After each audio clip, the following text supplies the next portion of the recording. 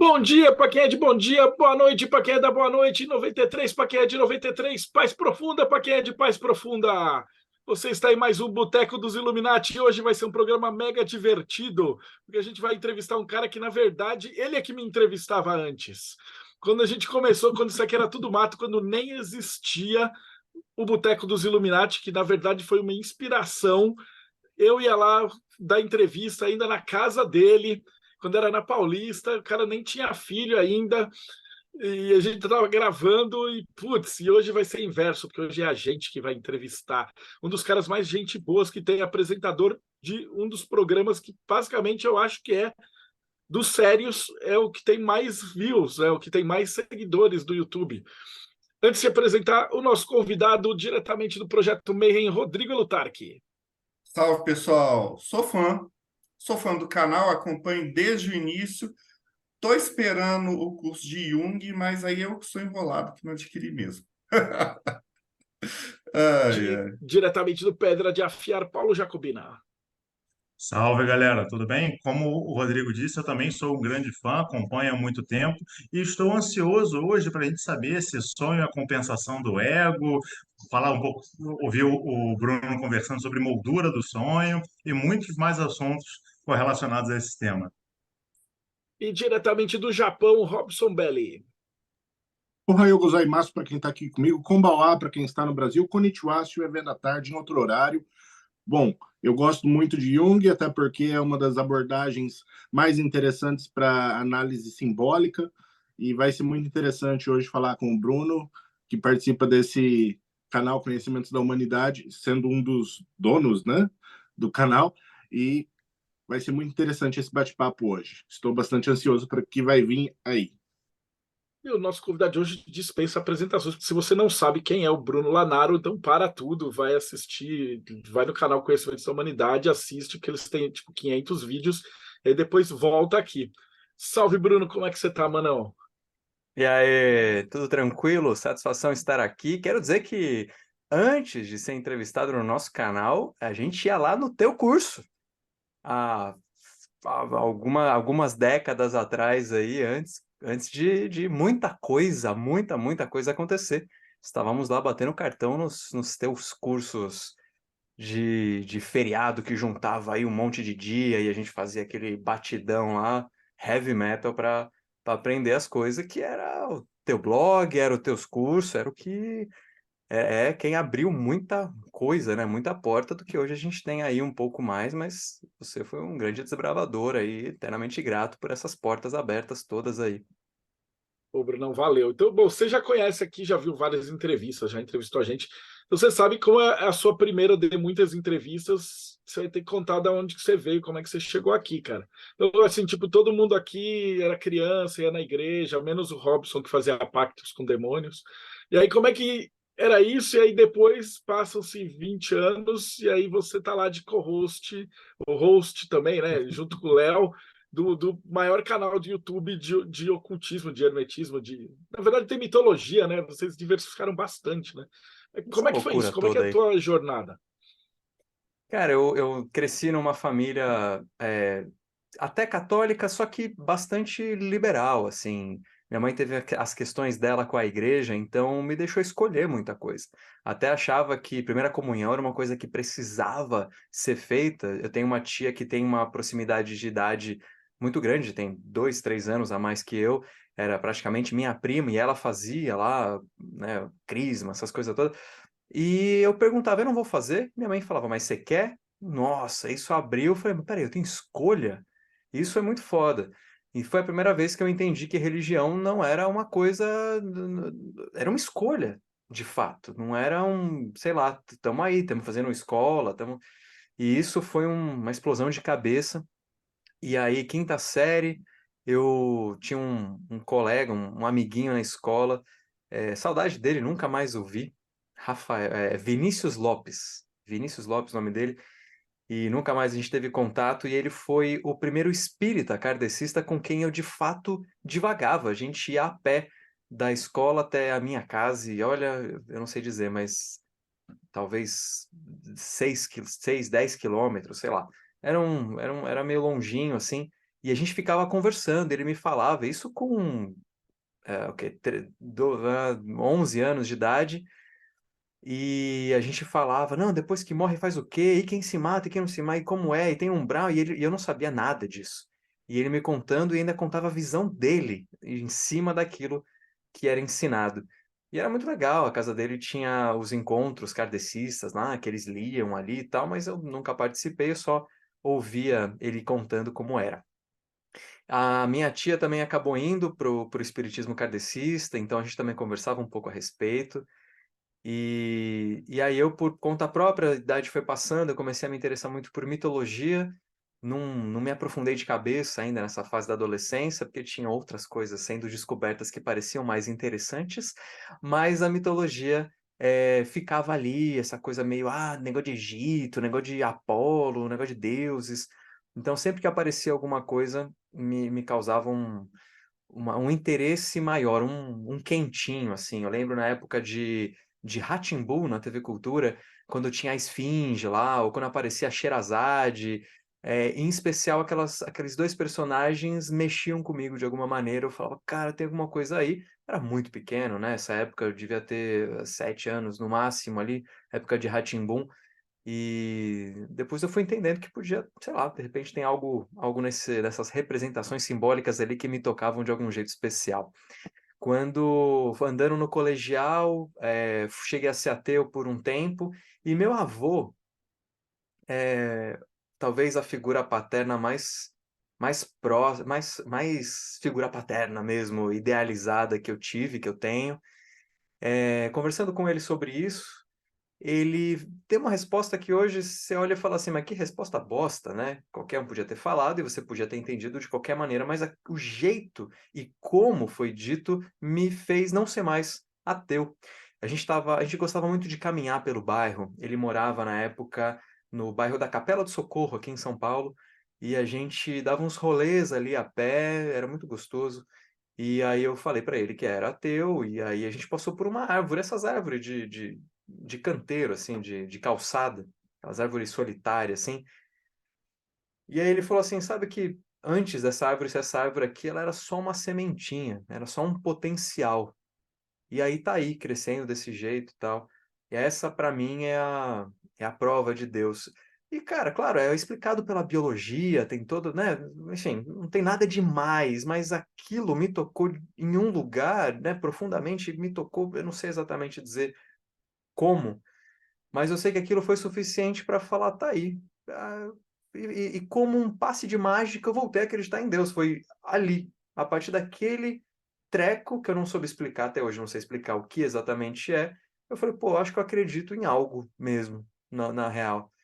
Que esse ateísmo era muito mais uma influência dos amigos que eu queria impressionar, que eu queria fazer parte do grupo. Tinha um grupinho ali em que eu fazia parte e queria continuar fazendo, então parte deles ali era ateu e eu acabei me afirmando nesse momento. E aí, com algo desse jeito, me desfez e fez falar, pô, tem algo a mais. Continuei gostando dessas coisas de mitologia e tal, e aí, um pouco antes da gente se formar no colegial, a nossa sala era uma sala bem complicada, e aí foi chamado duas psicólogas para a gente, 2 vezes por semana, ter um encontro com elas. Então ela falava não só de sexualidade, mas de como se comportar na vida, né? Coisas assim. Só que era muito legal porque essas duas psicólogas, elas falavam de tudo. Falavam de sexualidade, mas falavam de fisiologia como um todo, de hormônios e genética e coisas assim. Aquilo eu fiquei, cara, elas sabem muita coisa. Então, todo psicólogo deve saber muita coisa sobre os segredos da vida. Até então, eu queria ser engenheiro, ainda bem que eu não fui. Eu queria ser engenheiro mecatrônico. Queria muito. Influenciado mais ou menos pelo meu avô, que foi torneiro mecânico, esse mesmo avô. Mas ele gostava muito de engenharia, física, essas coisas, me incentivava muito na área das exatas. Me ensinou a fazer conta de dividir novinho. Então tem uma influência grande ali. Mas quando eu vi essas duas psicólogas, eu falei, bicho, é isso aí. É isso aí que eu quero fazer da vida. Aí foi muito louco, porque em 6 meses acabou o contrato delas e a gente continuou um caos. Elas foram recontratadas para tentar dar um jeito na nossa sala. E aí eu fui fazer psicologia no fim das contas e descobri que não era nada daquilo. A faculdade de psicologia é um caos, você aprende um monte de teoria, um monte de nome, uma coisa desconexa com outra e foda-se, vai se vira, meu. E aí você vê muito Freud, Freud, Freud, só que no primeiro semestre, uma das primeiras aulas era de um apanhadão de teorias. E aí, sei lá, segunda semana, vai, alguma coisa assim, uma professora, Ana é o nome dela, ela começou a falar desse tal de Jung que eu nunca tinha ouvido falar, e começou a falar de negócio de inconsciente coletivo, pessoal e símbolo, e de um jeito diferente de fazer as coisas. E assim como a frase simples do meu avô, que me tocou a ponto de ter uma transformação ideológica, sei lá, alguma coisa assim, ou mínimo de crença, cara, aquela aula inicial, né, para calouro ali, apresentando, aquilo eu olhei e falei, caralho, isso é incrível. E eu fiquei tomado naquela aula ali, fiquei louco. Saí dali, fui direto para a biblioteca procurar alguma coisa a respeito desse maluco. Eu era operador de telemarketing na época, eu era da retenção de cartão de crédito, não podia deixar a galera cancelar o cartão. E aí, e como era de cartão de crédito, não podia levar papel, caneta, por segurança, não podia ter, não tinha celular na época, assim, como tem hoje, então o celular não era um problema. Estou falando de 2005. Aí, 2005. Aí, na biblioteca, tinha um livrinho. Vou pegar aqui, vou pegar. Esse aqui. Tinha um livrinho muito parecido. Hoje em dia vende de outro jeito. Na verdade, eles voltaram a ter mais ou menos esse formato. Fundamentos de Psicologia Analítica, Carl Jung. Hoje em dia ele está dentro do último volume das obras completas, mas ele também vende separado. Ele chegou a ser vendido tipo uma revista, assim, verde, laranja. Mas hoje em dia eles voltaram a tentar vender nesse pequenininho aqui, assim, meio azul, esverdeado, porque acho que deu mais ibope, não entendi. Editora Vozes.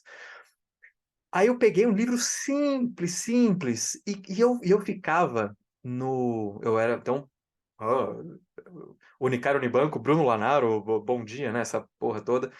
E aí eu deixava a galera na espera e ficava lendo, meio escondidinho assim na minha baia, e ficava deixando a galera na espera, foi mal aí a galera que ficou na espera por minha causa, isso faz bastante tempo, e ficava lendo, porque assim, eu tava tomado por isso aqui, eu fui arrebatado, sei lá, eu fui consumido por essa temática, lia, e aí meu supervisor viu, me deu uma primeira chamada, eu comecei a me esconder embaixo da mesa da minha baia ali, para tentar ler. Eu ia, voltava de ônibus, e aí eu chegava em casa, lia, não parei de ler até terminar. E eu não estava acostumado com leitura técnica. Na escola, eu lia a literatura. Sei lá, eu lia Agatha Christie, lia essas coisas assim, as coisas de vestibular e tal. Eu não estava acostumado com leitura técnica, eu não era um grande estudioso na escola. E então, apesar de ser simples, é um livro técnico, é um livro de psicologia. Então, foi difícil ler. Hoje, se você for ler, realmente muito simples. Mas eu ficava, não, mas o que ele está falando? Vai e volta, e fazia referência a Nietzsche, fazia referência a Goethe. E eu nunca tinha ouvido falar, eu era ignorante mesmo. Eu nunca tinha nem... Fausto, beleza, tô ligado quem é, mas puta, não li, não sei quem são esses caras assim de verdade. E é, então foi um processo, sabe assim? O sonho é mais ou menos assim. Então tem a introversão, a extroversão. Aí tem não sei o que lá. Aí eu fui tentando. Aí ele até tenta nesse livro ainda colocar transferência e contra-transferência, que para quem não atua na clínica, puta, é um tema que tanto faz, assim, é muito difícil entender a utilidade disso. E esse foi o caminho inicial para drogas mais pesadas, assim, porque aí eu falei, puta, então tem um motivo para estudar mitologia que não seja só, é legal. Porra, tem um motivo psicológico para fazer isso. E foi aí que eu fui, religião, mitologia, aí cada vez mais lendo os livros dele. Eu tinha muito medo de ler livro dele, então durante muito tempo eu li livro de outro cara falando sobre ele, sabe? Tem alguns brasileiros, tem a Anísia da Silveira, que tem um livro sobre ele, tem um tanto de gente que fala sobre a teoria dele e tal. Então eu primeiro permeei assim até chegar nas obras, até E aí expandi para além disso, né? Autores que são neo-jungianos, vamos chamar assim. E aí, nos últimos anos de faculdade, tem 5 anos, né? Entre o quarto e o quinto ano foi quando eu conheci o Del Débio, foi quando eu conheci o Teoria da Conspiração através de um amigo.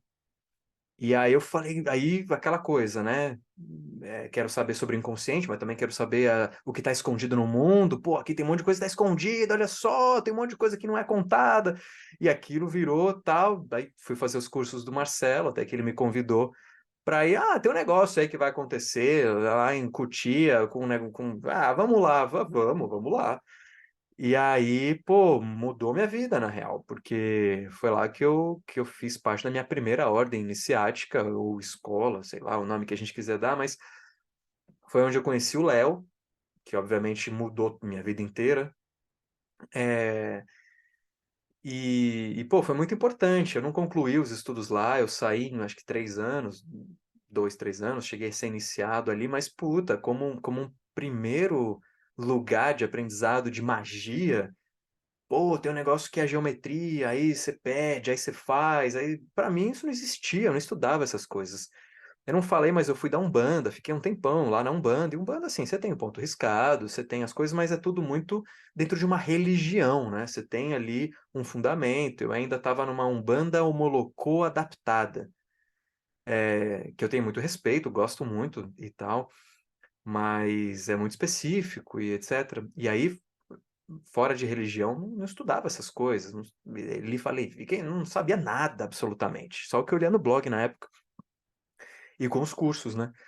Então a escola foi muito, muito importante. Me identifiquei muito com o grupo, fazendo parte de uma galera que falava sobre umas coisas meio esquisitas e tal. Aí tem uma roupa especial, aí tem uns símbolos, tem uns nomes, tem um negócio. Aí iniciação, primeira iniciação que eu fiz. É, não foi a primeira porque na Umbanda eu já tinha me iniciado, mas assim, iniciação naqueles moldes, daquele jeito, tinha sido a primeira. E aí, depois de um tempo, eu saio dessa escola pela, pela roupagem. Eu começo a não me identificar mais como a coisa era feita, não em termos teóricos, mas em termos de cara mesmo, de persona e tal. Porque eu comecei a identificar muito com o lado luz, da força, eu vou lá no Wagner Borges, que me ajudou muito. Eu fui do grupo avançado, do grupo de estudos avançados do Wagner Borges, lá no IPPB, e é outra pegada, é outra roupagem, né? Bem diferente. Então, comecei a me identificar mais com isso, entrei na Amorc, isso em 2012. E então são coisas, são formas de falar muito diferentes. E então começou a dar pau na minha cabeça. Eu não via, apesar da teoria, todo mundo fala mais ou menos a mesma coisa, começou eu pego um negócio e vou até o final. Eu não consigo ir um monte, não sou mega geminiano, né? Que tipo, não, dá pra fazer e tal. Tanto que Jung é a minha parada e vai ser até o fim, né? Pelo menos até onde eu me conheço hoje, vai saber amanhã, mas... E aí, é, eu vou fazer pós-graduação em acupuntura, então eu me dedico 5 anos da minha vida em acupuntura, não estudando mais nada além de acupuntura. Caralho, é muita coisa, filosofia que eu nem estava acostumado direito, pá. Aí, beleza. Aí vou recebendo chamados dos próprios pacientes de acupuntura para fazer terapia. Não, Bruno, mas você também é psicólogo, vamos fazer uma sessão extra, não sei o quê. Isso vem aumentando, aumentando, aumentando. Eu tava com o CRP ativo, falei, quer saber, meu? Mano, agulhinha. Acredito muito, gosto. Mas não é a minha praia. Eu não sou bom em acupuntura. Eu sou bom em análise. E aí, isso da acupuntura foi mais ou menos a época que a gente lançou o canal, 2015. Isso, 2014 foi quando eu estava me formando, 2015, isso aí. 2015, e aí a gente, chamei o Léo, falei, Léo, tô com essa ideia aqui de montar o canal com um canal, e ele, vamos, aí pensamos no nome Conhecimentos da Humanidade, e é isso, estamos desde 2015 fazendo material, continuo firme e forte em estudos junguianos, hoje atendo como clínico, e descobri recentemente, eu vou aproveitar, gente, já deixa, já que eu tô falando pra caralho, Tem uma autora chamada Verena Cast. Puta que pariu, ela é junguiana, ela tá viva, tem 80 e alguma coisa, 80 anos na verdade, fez em janeiro, 80 anos. Ela é impressionante, porque a maioria das pessoas que falam de Jung, se são neo-jungianos, ou dão uma deturpada ali e fundam sua própria escola, o que ok, né? É autêntico, tudo bem, mas que eu acabo não conseguindo me conectar. Ela tem as ideias dela, tem muita coisa dela, mas ela faz de um jeito muito foda, assim. E ela traz caso atrás de caso. Ó, eu tô falando isso aqui, exemplo. E para quem é clínico, cara, é muito bom, porque Jung, ele divaga. Você tá falando de um negócio, de repente ele, puta, ele vai lá longe, você tem que ir com ele, aí ele volta. É legal e tal, mas ela, puta, cara, e ela é mais moderna, né? Tá viva e tal, e puta, Verena Cast. Só um adendo, porque ela, a bicha é foda, mano, puta que pariu. Ufa, é isso. É assim que eu É cheguei isso aí. aqui. Bom, acho que agora então, vamos lá. O assunto é bem legal, mas assim, para a gente colocar para o pessoal que está assistindo o podcast, primeiro, qual é a relação do Jung com os sonhos? Então, acho que era melhor você colocar assim, quem foi o Jung, né, e por Uhum. que ele é importante nos sonhos? Por que o Jung e não o Freud? Né? Por que o Jung que é o cara dos sonhos?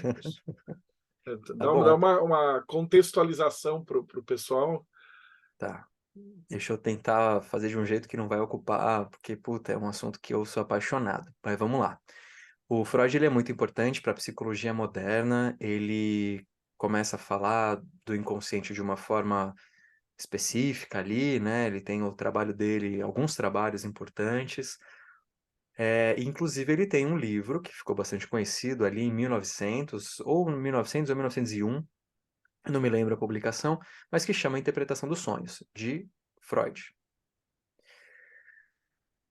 E Jung, ele... pera aí, gente, deixa eu pensar para não ocupar muito tempo de vocês, que eu quero contar a história do Jung inteira, mas não vou fazer isso. Jung, ele teve um desenvolvimento da infância dele até a fase adulta muito interessante, porque ele sempre teve que conviver com a razão e a emoção externa, inclusive. O pai protestante, mas não conseguia ter a vivência religiosa. Ele lia a Bíblia e é isso aí, eu sou pastor, mas não sabia o que era a experiência divina, ou sei lá, ele fazia meio que, entre aspas, pro forma, não tinha essa experiência. A mãe, ela era também protestante, tinha ali o pezinho no espiritismo que rolava na Europa, em especial na Suíça, a gente está falando de Suíça, isso. Mas Jung falava que ela tinha duas personalidades, né? A número um e número dois, e uma ela era a mulher casta, casta não, né? Mas recatada do lar, que servia o marido, e não sei o que. E a personalidade dois que, mano, lia os livros de mitologia e de magia e tal, e incentivava muito Jung a fazer isso. A ler sobre hinduísmo com pouca idade e tal. Então ele via essas coisas. Tem uma religião, mas ela é rasa, mas também tem um outro negócio aqui que parece maluco. Teve um episódio que Jung passa na frente do quarto da mãe, porque tem uma época do relacionamento. Olha, eu já derivando, mas essa história é legal. O Jung tá passando na frente do quarto da mãe, porque tem uma época que os dois estão dormindo em quartos separados.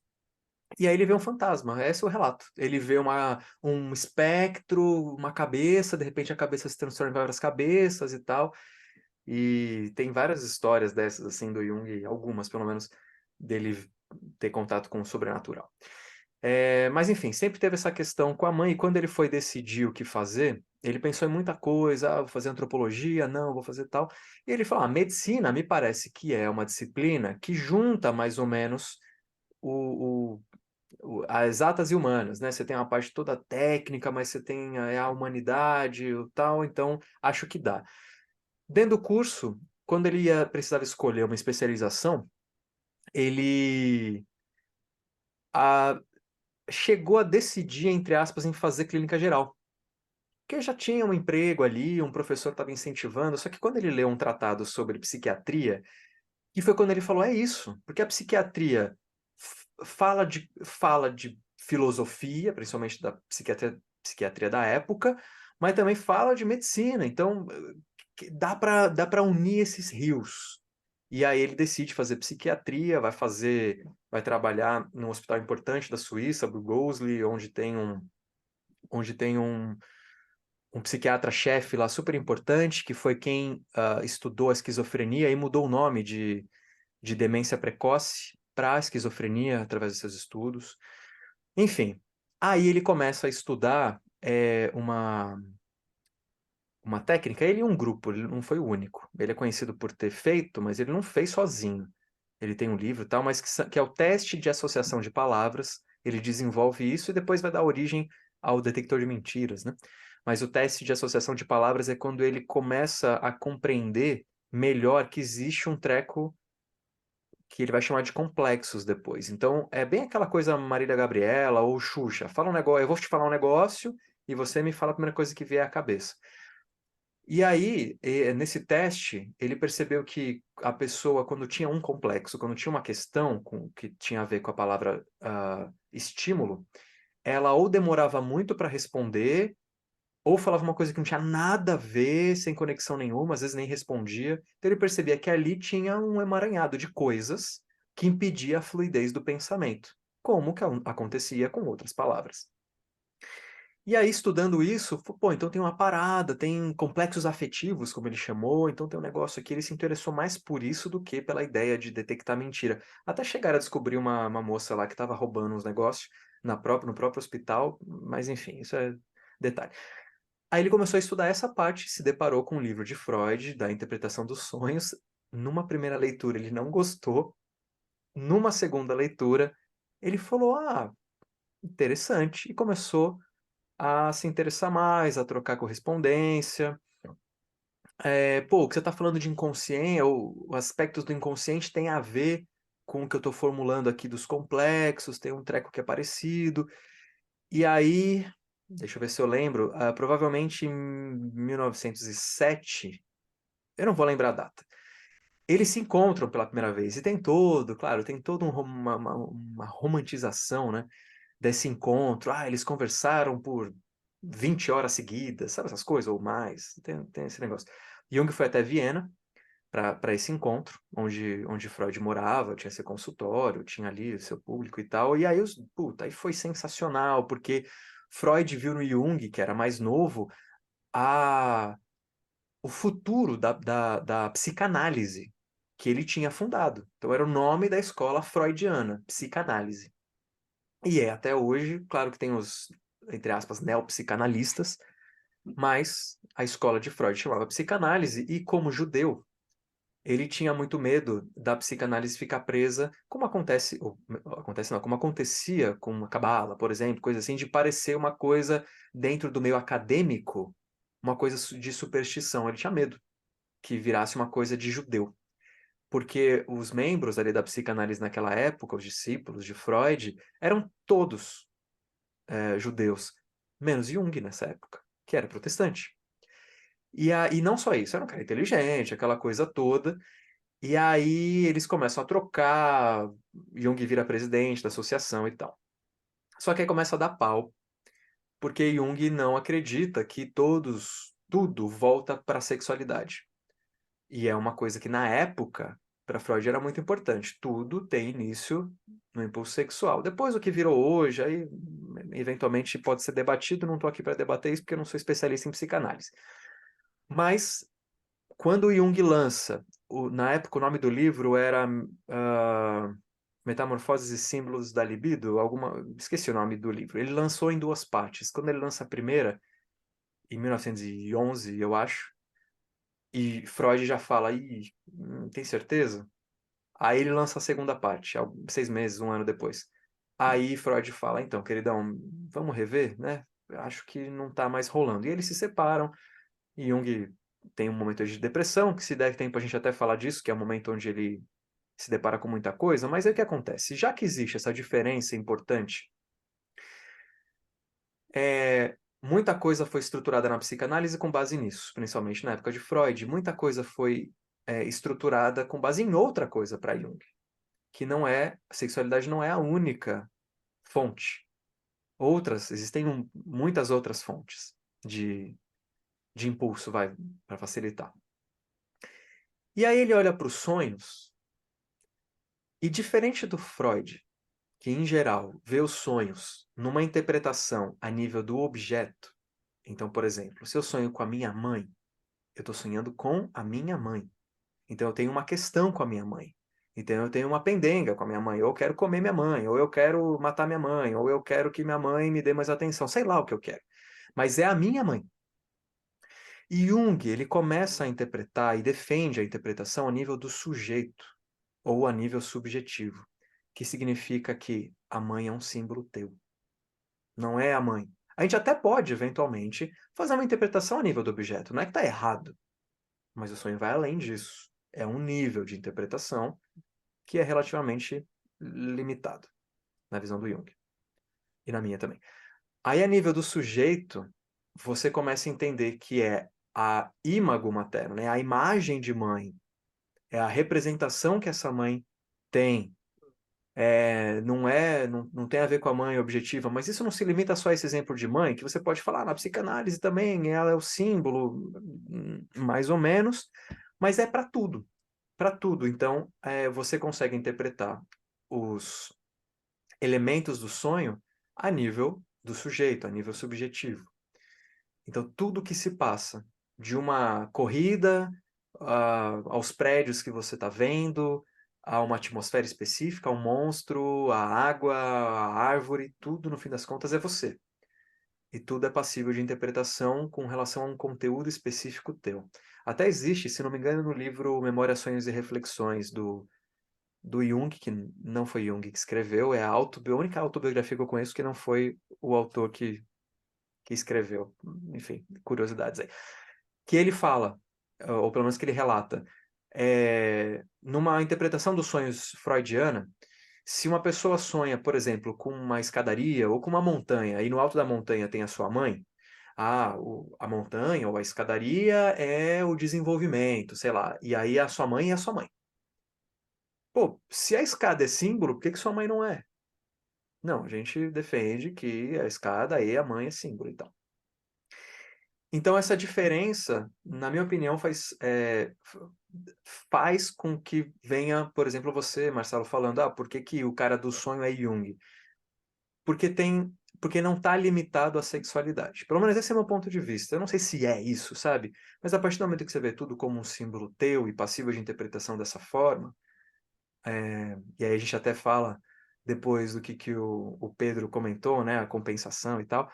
Mas, num primeiro momento, é isso. É a forma de ver os elementos do sonho que acabam sendo diferentes. E aí, na prática, o que você faz com isso também é diferente. E aí entra o lance da sincronicidade, de você ter sonhado com alguma coisa e aí isso está te afetando. Pode ser. A sincronicidade, ela hoje em dia está bastante popular. Mas dentro da psicologia, ela tem a seguinte definição. É quando dois eventos que não têm ligação direta, não são eventos causais, acontecem simultaneamente, tem uma coincidência espaço-temporal, sendo que um desses eventos é mental e o outro é objetivo, é físico. Então, duas coisas objetivas acontecem, não é sincronicidade. Estacionei aqui, tinha uma vaga. Puta, eu preciso estacionar e tem uma vaga. Isso não necessariamente é uma sincronicidade. Mas, por exemplo, aquela velha história, pensei em alguém me ligou ou me mandou uma mensagem, alguma coisa, ou eu encontrei com a pessoa, isso é considerado uma sincronicidade. São dois eventos que acontecem, uma coisa não tem conexão direta com a outra, é um evento assincrônico, acausal, desculpa, é um evento acausal, e que tem um elemento mental e tem um elemento objetivo acontecendo que um corresponde ao outro, vai alguma coisa nesse sentido. E aí no sonho, tá? Eu não fugi da sua pergunta. No sonho pode acontecer, eu sonhar com alguém e alguém aparecer. Por exemplo, um exemplo, né? Ou eu sonhar, ou os sonhos premonitórios na psicologia analítica, na psicologia junguiana, eles são aceitos como possíveis. Então, aí tem a ver não só com a sincronicidade, com o inconsciente coletivo também, que une todos nós. Mas sim, dá para falar de sincronicidade nesse sentido também. Bom, Vamos lá. Em relação à ideia do sonho mesmo, como você falou também de coincidências ou sincronicidade, uma série de questões, né? Dos assuntos que geralmente permeiam a ideia do sonho é a ideia da moldura do sonho, né? Lá na minha abertura eu cheguei a comentar um pouco sobre isso, de maneira um passant, e uma dessas molduras do sonho, a gente vai encontrar a ideia do sonho dentro do sonho, né? Onde você vai ter o seu ego onírico tendo um sonho dentro dele, e para muitas linhas da psicologia, a ideia do sonho é algo intimamente ligado ao ego da pessoa, né? A pessoa em si, a gente tem uma pegada um tanto quanto materialista, por assim dizer. Você é uma pessoa que, pela sua jornada, você ampliou mais esse conceito do materialismo e talvez flerte mais com o espiritualismo, ou esteja numa linha que a ideia do espiritual é algo que emerge da matéria, com algumas linhas materialistas também acabam abordando isso, né? Eu gostaria de saber um pouco mais sobre a sua visão nesse ponto de vista e se essa ideia do sonho dentro do sonho você compreende também com a possibilidade de um desdobramento, aquilo que dentro do esoterismo a gente acaba falando sobre desdobramento também, ou se na verdade é o seu ego onírico tendo um sonho ali dentro, representando um ego vigil onírico, né? E aí tendo esses inceptions dentro dele. Uhum. Eu não sei se eu entendi a primeira pergunta. É sobre a minha espiritualidade, é isso? Não, não, dentro daquilo que você Hum, percebe na sua beleza. espiritualidade, como é que você consegue interpretar esse tipo de sonho? Porque muitas das vezes, quando você vai para um lado mais acadêmico, ou mesmo que você não tenha um lado acadêmico, mas o fato de ter feito uma faculdade, principalmente uma faculdade de psicologia, e aqui no Brasil, pelo menos, tem muito TCC na faculdade, né? Tem muito Freud também na faculdade. Você vai encontrar muitas linhas ditas mais materialistas. Qualquer coisa que você vá trabalhar a ideia da espiritualidade que não seja um desdobramento da matéria ou apenas um símbolo para a própria pessoa é descartada. Não, isso aí não existe, Uhum. isso você descarta em si. Bom, eu acredito em projeção, em desdobramento, então eu acho que é possível. Tanto que na apresentação ali eu falei que eu fui de PPB, né, com Wagner Borges, que grande parte do estudo dele ficou conhecido justamente como com a projeção astral, né? Então, sim, é, na clínica, no consultório, eu faço questão de não abordar a espiritualidade vindo de mim. E sempre que alguém traz, eu acho que foi um sonho, ou eu acho que foi, eu tive uma experiência onírica que eu não sei se foi projeção, eu vou lidar como sonho. Sempre. Não é meu papel ali, naquela posição, de espiritualista, sabe? Então, ainda que tenha sido uma projeção, cabe interpretar os elementos, porque de alguma maneira a mente vai ter que interpretar, as percepções vão ter que interpretar aquilo que foi visto no astral, sei lá, onde que ela viu. Ou as historinhas, ou onde ela foi visitar. Então, eu acabo vendo pela parte. Eu acho tão bonito o que o sonho nos tem para dar em termos de compensação das nossas unilateralidades. Enfim, a gente fala disso daqui a pouco. Que para mim me basta, sabe? Assim, isso não quer dizer que eu deixe de fazer meus exercícios projetivos ou de acreditar na projeção. Independente de um sonho dentro do sonho. Independente disso. Porque não acho que exista uma resposta objetiva e única para o que é um sonho dentro de um sonho, o Inception, né? Já experienciei tanto pessoalmente quanto na clínica caso de que, pelo que a gente entendeu, era um sonho dentro do sonho mesmo. Que havia uma percepção de que estava sonhando e finalmente acordei e a gente interpreta isso. Acordei, não, acordei, certeza. E aí acorda, né? Sei lá, demora um tempão e acorda. Isso é incrível, né? A gente pode ver isso de várias maneiras. Tem até uma questão fisiológica para isso, né?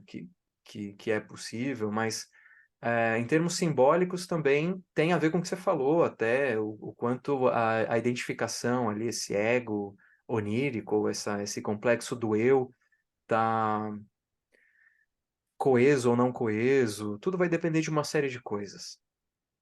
Mas também pode ser projeção, eventualmente. Então, eu acho que pode qualquer uma delas. Eu vou preferir, na hora que eu for sentar e olhar e refletir sobre o sonho, se ele for meu, eu, independente da experiência, eu vou tentar olhar para os símbolos. E se eu tiver em consultório, vou propor o mesmo para o analisando. E eventualmente em práticas com conhecimentos da humanidade, fora, e de repente a gente fala e tal, mas eu pessoalmente prefiro, né, em uma questão de não quero, eu sou psicólogo, não posso falar de espiritualidade, é que eu gosto muito de analisar os sonhos sobre essa ótica, eu acho que é muito útil, e não é pela utilidade, não é porque eu sou utilitário, mas eu acho que ele traz pô, é um capítulo da nossa vida emocional, sabe? Da nossa vida psíquica. Então, atribuir isso só a uma coisa, eu acho que às vezes pode ficar meio fetiche, uma coisa meio. Ah, eu vi meu pai que morreu. Aí, até pode ter visto, mas vamos olhar para outra coisa também, que eu acho que vale a pena. Sabe? Não quero menosprezar quem faz, mas eu gosto desse outro olhar também. Me identifico muito. Cara, eu não sei se eu respondi, eu fiquei divagando um pouco. Respondi? Não, respondeu sim. Obrigado e concordo com você também. Para mim, eu acho que primeiro a gente explica as coisas a partir daqui e depois a gente vai para a parte mais espiritualista como um todo. Se a gente tem algumas ferramentas aqui para poder nos ajudar, e como você mesmo disse, a gente tem, mesmo projetado, você tem que, somente tem que interpretar aquilo que você está vendo. Então, ela vai usar símbolos que você tem e você estudar símbolos te ajuda a perceber justamente isso. Ela, Robson. Bom, eu tenho 3 perguntas. Ele responde as 3 se ele quiser. Vamos lá. Bom, a primeira é como arquétipos de Jung influenciam na interpretação dos sonhos.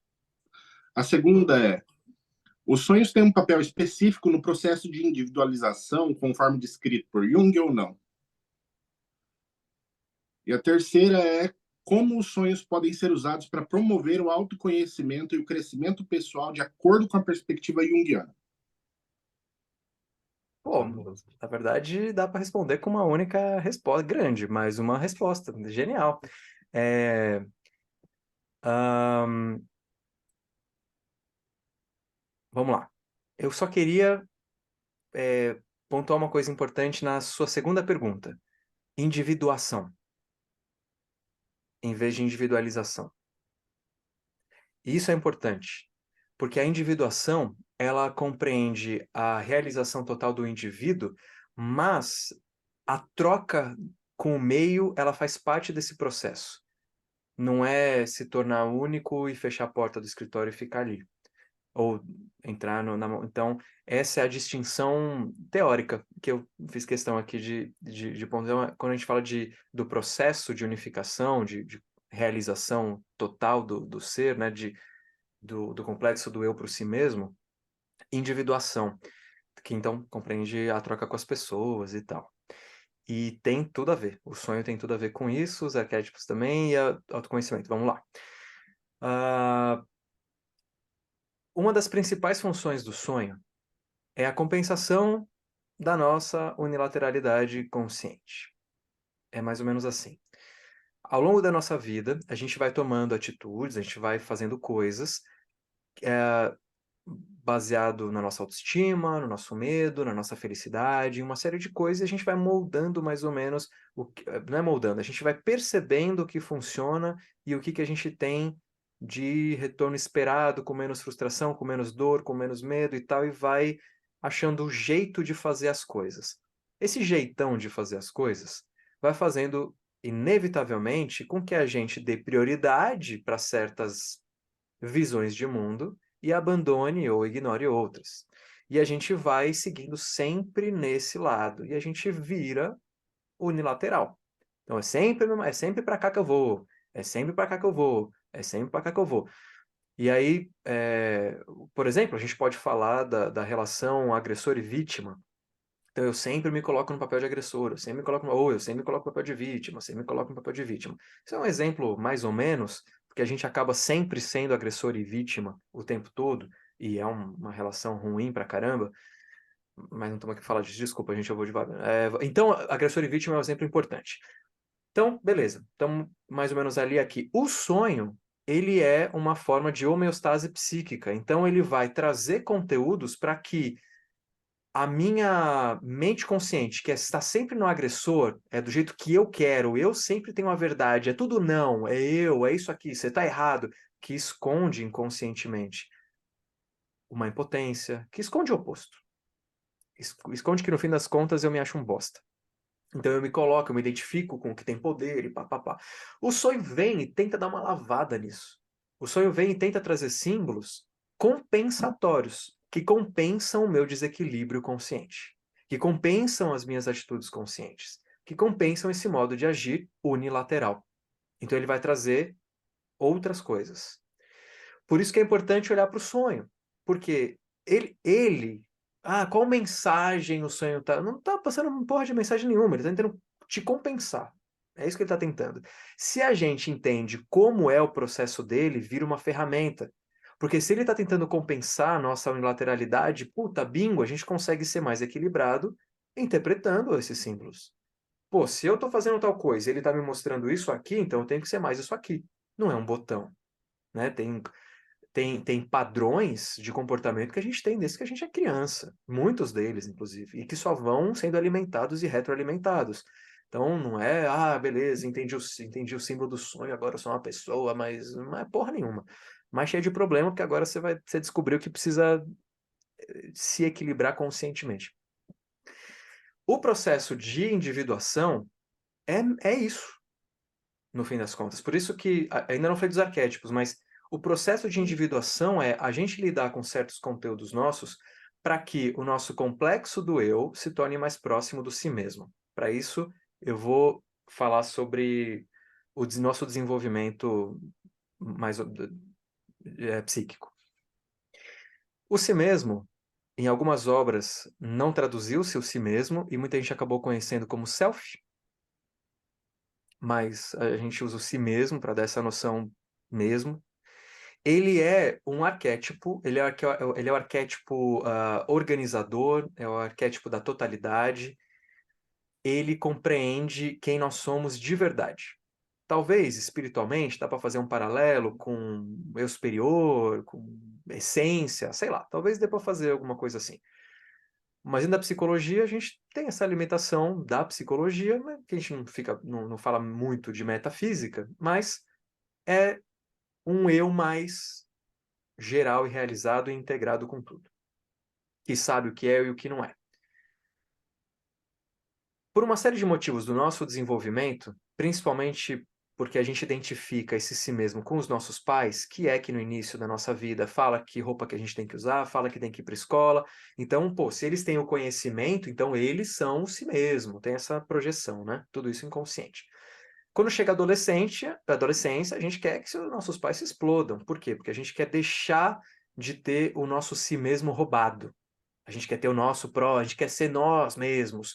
E aí eu vou ser rebelde. Cada um rebelde a seu jeito, gente mais rebelde, gente menos rebelde. Tem esse período da adolescência até chegar à fase adulta, onde a gente começa a ficar um pouco mais tranquilo. E aí a gente vai... Tem um termo que chama diferenciando, né? Diferenciar o complexo do eu, que aqui é outra coisa que diferencia da psicanálise. A gente não usa ego. A gente usa complexo do eu. Mas um monte de obra acabou sendo traduzida com ego. Então você vai encontrar ego e self bastante em literatura da psicologia analítica. E aí se forma, então, um eixo ego-self, né? Si mesmo, complexo do eu. O eu, o ego, tentando se diferenciar de tudo que parece ser meus pais, que eu acho que é meus pais, mas no fim das contas é parte do meu self, do meu si mesmo. E aí eu tô então eu tenho. Esse é o momento, até a meia-idade, até os 40 anos, mais ou menos, é quando eu quero, e puta, tenho que trabalhar para atingir um nome, alguns de um jeito, outros de outro, introvertidos e extrovertidos, todos querem ter esse negócio, 40, 50 anos, o eixo ego-self tende a voltar. Esse é o processo de individuação. É o complexo do eu tentando retornar ao si mesmo, e para isso tem toda a compreensão de suas sombras, de seus complexos afetivos inconscientes, de arquétipo como ânima e ânimos, né, a cisígnia, como, enfim, persona. Então tem a assimilação de tudo isso, e na literatura a gente aprende que isso nunca é concluído, a gente morre antes. Ah, isso é concluído do outro lado? Não sei. Talvez.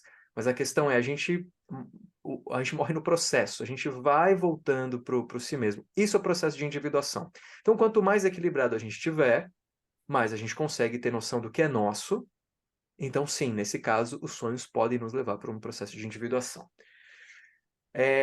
Arquétipos e sonhos. Fora a questão do si mesmo, especificamente, existem sonhos arquetípicos, quando a gente sonha com coisas que são de símbolo geral. Ah, eu tenho experiência, pode ser que tenho ali e tal, mas são coisas muito gerais que a gente precisa olhar de uma forma mais coletiva. Por exemplo, sonhei com um unicórnio, sonhei com um dragão. Até certos, sei lá, se a gente olhar para um cavalo, até pode ter um significado pessoal e que é importante olhar para ele. Isso tem a ver com a questão dos sonhos individuais e sonhos coletivos dentro da visão junguiana?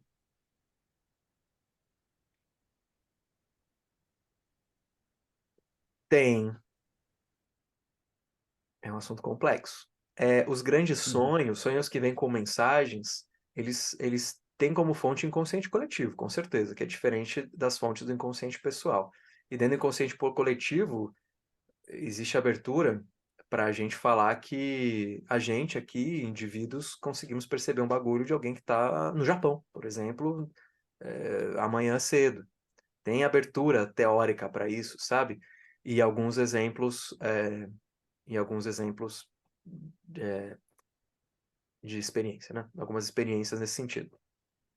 Então, sim, tem a ver, porque os arquétipos, eles são frutos do inconsciente coletivo e que, assim, resumindo muito de um jeito para tentar ser fácil, porque não é fácil explicar o que é o arquétipo, é como se fossem padrões de comportamento e relacionamento que a humanidade, que foi gerado a partir da troca, ao longo da história da humanidade. Sempre trocamos com a ideia de mãe, então tem o arquétipo de grande mãe. Sempre trocamos com a ideia do desconhecido, tem o arquétipo de sombra.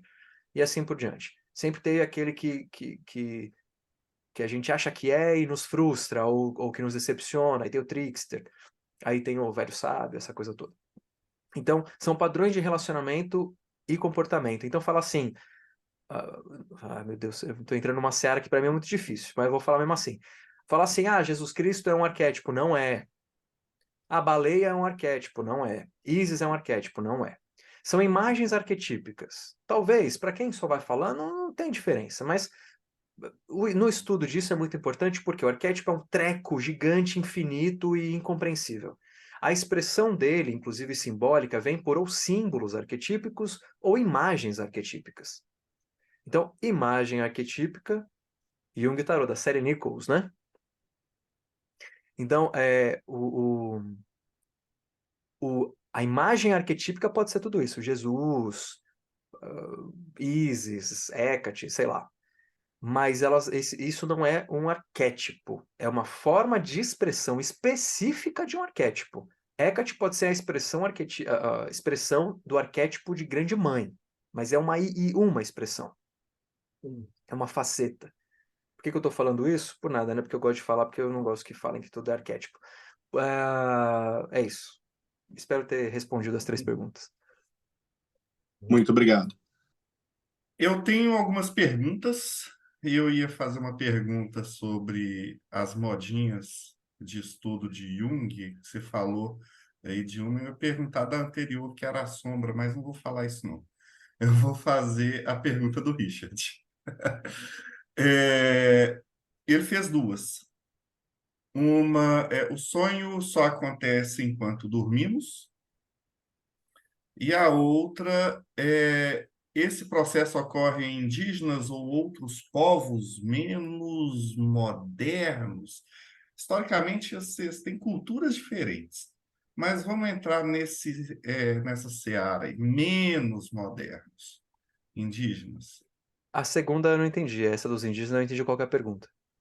A dos indígenas, se esse processo que você está falando, da individuação, essas coisas todas, elas ocorrem em todos os povos, sejam eles eu detesto isso sendo professor de história. Povos primitivos e povos modernos. Falei. Sim, São culturas diferentes. processo de É, individuação é arquetípico e acontece com o ser humano. Ponto. Isso vai acontecer dentro da cidade ou dentro de sei lá, de qualquer outro lugar. Não importa. Então, o processo de individuação é para todo mundo. E a outra pergunta, até esqueci qual que era mesmo? sobre os sonhos, se eles acontecem somente enquanto a gente dorme. Essa é uma pergunta muito legal. Não. Sonhos acontecem o tempo todo. O processo de homeostase psíquica, ele acontece o tempo todo, mas quando a gente está dormindo, a gente abaixa, o complexo do eu, ele dá aquela aliviada, as nossas defesas estão baixas e a gente pode perceber o sonho. Tem gente que alega que não sonha, né? E na verdade não tem nenhuma memória do momento onírico ali, né? Mas sonha o tempo todo, a gente sonha. É quase como se essa pessoa não conseguisse relaxar a ponto de lembrar. E quando a gente acorda, tem muita gente que relata, né, aquela sensação de o sonho tá fugindo, eu vou lembrar, e aí você parece que tá pegando e o sonho tá indo cada vez mais para trás, e foi embora. Porque o que liga o sonho à consciência, cara, é um filetinho, assim. É quase como se... Tem algumas técnicas, tá? A gente pode falar disso se fizer sentido para vocês, mas parar um tempo, assim, é uma delas, né? Então, peraí, sonho e tal, sem precisar pensar no que nas tarefas, ou se quer ir ao banheiro e tal, se dá um tempo, é uma das técnicas para não perder o sonho. Mas sim, a gente sonha o tempo todo, mas a gente só percebe eles quando o eu tá cansado, tá dormindo. Cansado. E agora, dia 13 de outubro, você vai dar um curso de workshop de sonhos, né? Então, fala um pouquinho mais qual é a importância de interpretação de sonhos. A importância de interpretação é que você mesmo pode entender como ser mais você mesmo. Quando você consegue interpretar o sonho, quando você começa a entender o método de, puta, eu sonhei com tal coisa, tal, não é ir no livrinho de símbolo e ver qual é. Primeiro tem uma questão tua e tal. Então perceber esse método é a ferramenta para que você consiga se equilibrar na consciência, para deixar de ser unilateral e uma pessoa mais realizada como um todo, para se aproximar mais desse si mesmo, né, desse self. Então, essa é a principal importância. É isso que eu pretendo fazer lá no workshop. Não é ficar dando palestras sobre sonho. A gente já fez isso no canal, a gente falou disso aqui, tem outros lugares. Lá é o workshop que eu quero sentar com a galera e explicar o método de interpretação direto, e aí a gente fazer essa interpretação.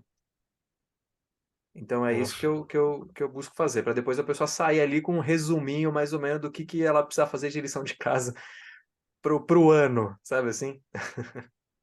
Pô, fantástico. Você vai encontrar todo mundo, porque o Paulo Jacobina está lá. O Robson Belli vai gravar, né? A gente descobriu que ele vai ser a participação internacional, vai dar uma palestra sobre grimórios, né, por telecomunicações. Então, para vocês que estão assistindo a gente, vão lá dia 13, 14 e 15 aqui em São Paulo, www.simposiosofia.com.br. Vão ser 3 dias, são 22 palestrantes, então mesa redonda, palestra, workshop e tudo mais, vai ser sensacional. Ô, Bruno, foi mó legal ter você no programa, cara, prazerzão. E a última pergunta de todas, e que dá até vergonha de fazer, né? Que é tipo, como é que eu te acho? Mas Não, vamos lá. se o cara não sabe como é que acha o Bruno, então tá. Mas assim, como é que a gente te acha? Vamos lá. Eu tenho um canal do YouTube chamado Conhecimentos da Humanidade. A gente está aí desde 2015 fazendo vídeo direto. Tem de psicologia, mas tem de magia. Enfim, tem bastante coisa lá, mitologia e assim por diante, terapias, essas coisas todas. Conhecimentos da Humanidade, você acha no YouTube. A gente faz viagens também, a gente está indo pela terceira vez para o Egito, a gente vai para a Índia de novo, a gente vai para Salem em 2024, a gente tem bastante coisa fazendo, a gente comemora também a Roda do Ano. Entra no nosso site, dá para ter uma ideia do que a gente faz, cdh.tv.br. Infelizmente, .com.br já tem uma outra empresa que tem, então cdh.tv.br,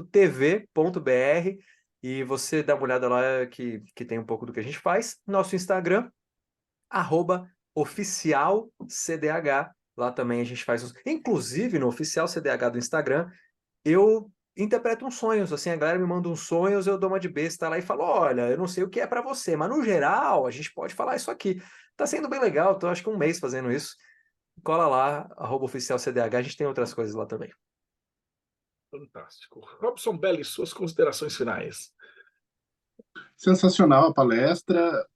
Gostaria de poder estar presencialmente no simpósio para poder participar disso daí, porque sonhos é uma coisa um pouco complicada e precisa realmente de uma técnica para você estar compreendendo de maneira correta. Valeu. Paulo Jacobina, suas considerações finais. Queria agradecer ao Bruno pela disponibilidade de estar aqui com a gente para conversar um pouquinho mais sobre sonhos, né? Deu só uma palhinha do que ele vai fazer.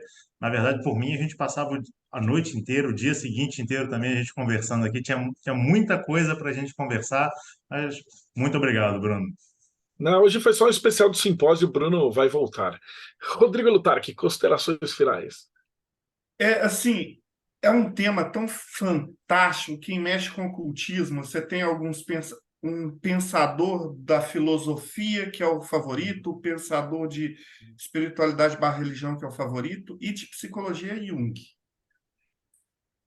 Pelo que eu vi, todo mundo que mexe com essa parte gosta de Jung.